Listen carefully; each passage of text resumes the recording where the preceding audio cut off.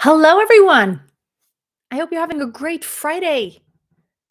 It is Friday. For me, there's no difference between Friday, Monday, Sunday. Well, maybe Sunday, Saturday, and Sunday. Sundays, the shops are closed. The stores are closed here in Germany. Um, Let me actually turn this light off. I have one too many lights on. I just wanted to come on very impromptu. I hadn't planned that, but I just wanted to come on and maybe spontaneously, some of you are going to watch the live, and if not, you can always, those who are watching it after the live, just as valuable. I wanted to talk a little bit about your mind. Your mind is the only limiting factor. I can tell you from my experience that whenever I opened my mind to something, it made the hugest difference. And whenever my mind was closed and I was determined that something was or was not going to work, it always was the determinant factor. Now it's getting very bright outside. Hold on just a sec. There, I don't want to dazzle you because I'm so bright. Here's a few examples. When I applied for, well, let's just say I was at a very small college. It was a Christian university in the Dallas Fort Worth area, but south of that. And that's when I started singing. And turned out that it was actually really, really good at it. Would have known? I never thought about that before. I just thought, let's just try it. I want to major in something.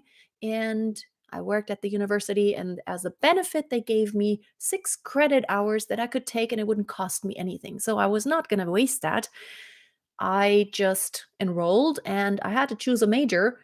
I had always been a musician. I had always played the piano and played the flute. I was at the conservatory for the flute, but here was my dilemma.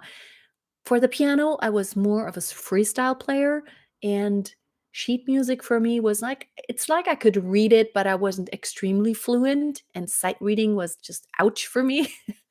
So, and I was not the technical player. And for the flute, I had attended conservatory, but it had been a couple years and my embouchure was not what it needed to be. So I was always someone who could sing. I was a pretty good singer all the time. I was in choirs and never really had sung solos because I was extremely shy. And then I just chose music. I thought, like, that's the only thing I really want to do. I'm either going to do it now or never. So let's just do music. I didn't really have any huge major plans of what I was going to do with it. Just I didn't want to waste those 6 credit hours that weren't going to cost me anything. It's like opportunity to learn anything. I'm there. I'm on board. So I enrolled and it turns out I'm actually really great at what I was doing. And at that small college, I was really like the best classical singer that they had there. We did a lot of praise and worship also, but I was really great at doing the Handel, doing the Mendelssohn pieces, and I just turned out that I was great at singing coloraturas too. And my teacher told me, Freya, you have to try to apply at a different school. I would recommend it because you need a place where they can really help you a lot more and have more opportunities to do operatic stuff. And he recommended, why don't you apply at Southern Methodist University? I looked at their website back then. That was a long time ago. Yeah, there were websites already, but I was shocked because back then, probably I don't know how much it costs now, $25,000 a year. It was like 12,000 something dollars per semester tuition for a full-time load. I didn't have any money. I had $0, literally. Barely barely made it just month to month, paycheck to paycheck, eating food and eating ramen noodles sometimes. Then back then, my husband was also a college student. So we were like poor students. But you know what? Here's what I thought. I had an open mind. My mind decided that I'm just going to be open. I'm not just going to decide ahead of time that it's not possible. I dreamed of doing it. It was a dream. I had this mindset of, wouldn't it be amazing if I could really do this and be at that university?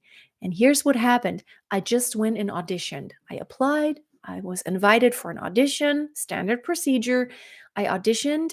And because I had that dream that for me, I wanted it to be a reality. and I believed in it being a reality. I didn't know I was gonna pay for it, but it's like, what have I got to lose? I'm just gonna go ahead and audition.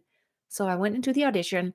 Right after the audition, my teacher to be came outside, talked to me, and she said she thought I was actually a student from Germany who needed then like the visa and the sponsorship and all that.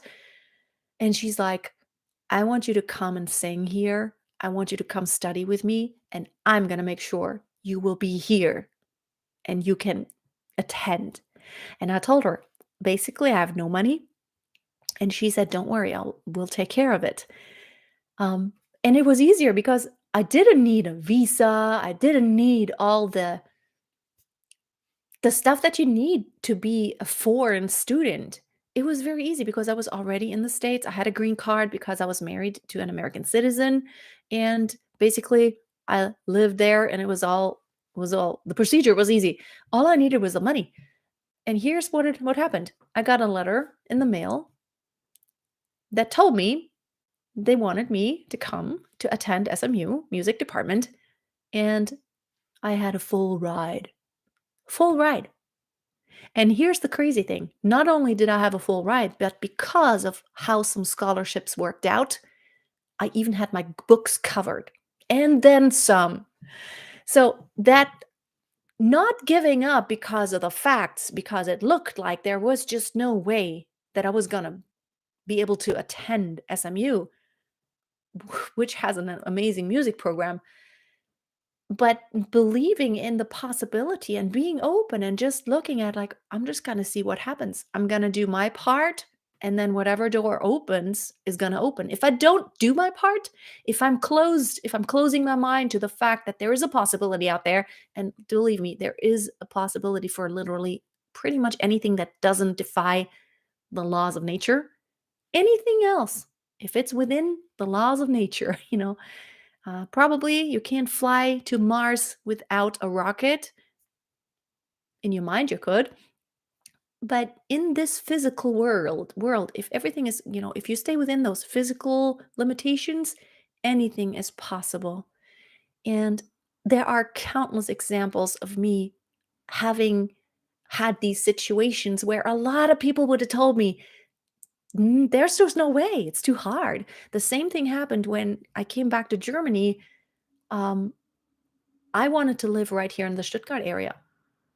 And I applied, I called a professor there, and she told me, you know what, if you want to come here into the program to do your soloist diploma after I had my Bachelor of Music from SMU, I came back to Germany and I wanted to continue on. I wanted to also have a diploma here. She told me, well, if you want to make sure that you get, that you're accepted somewhere, you need to apply at all these music schools here all over Germany because literally there are only a couple of spots available for this program at any school. So she recommended apply all over the place, at least 10, 15 schools.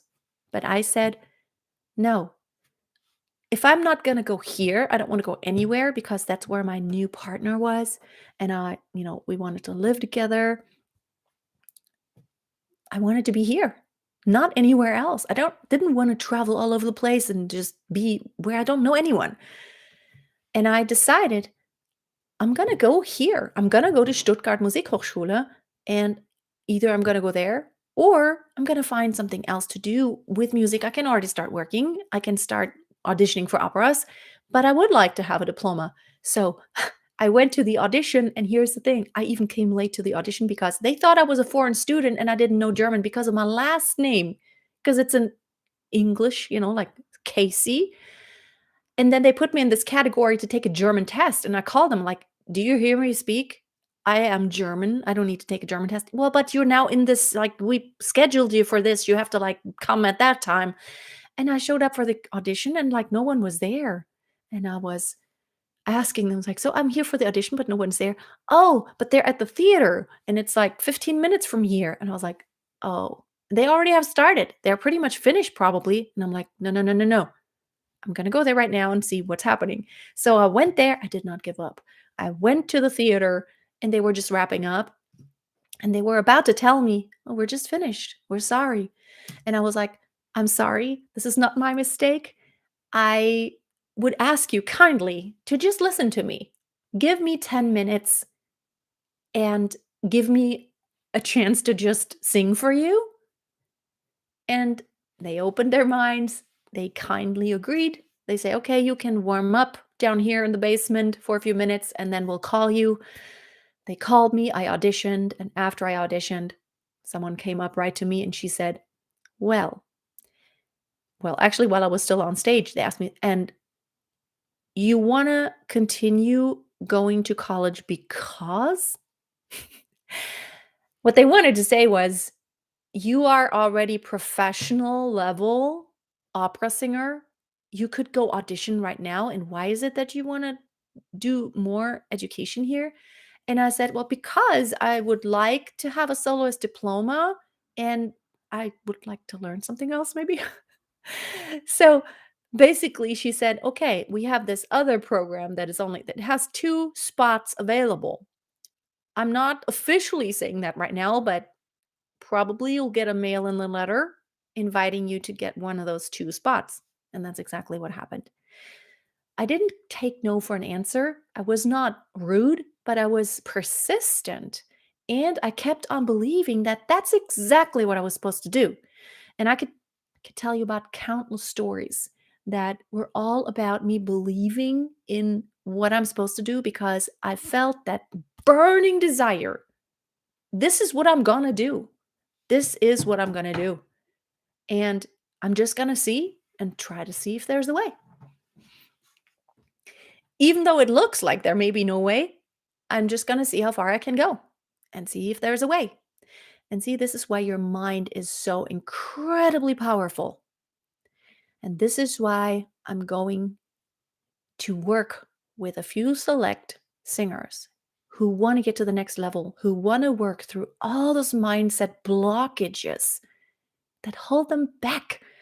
I know you may have those dreams of standing in front of people singing with a beautiful voice, but you keep getting nervous, you keep getting all hung up, you're watching yourself from the outside, plus you don't even know how to go about it. How do you talk to people to like, where do I sing? How do I get gigs?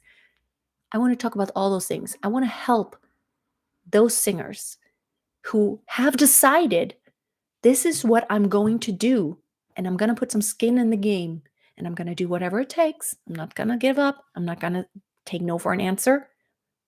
Who do I need to talk to? What do I need to work on? What do I need to do? What do I need to learn in order to get there? That's why I have created my Find Your True Voice workshop. The first rendition of that is going to take place April 1st and 2nd, right here in my studio. It's going to be face to face.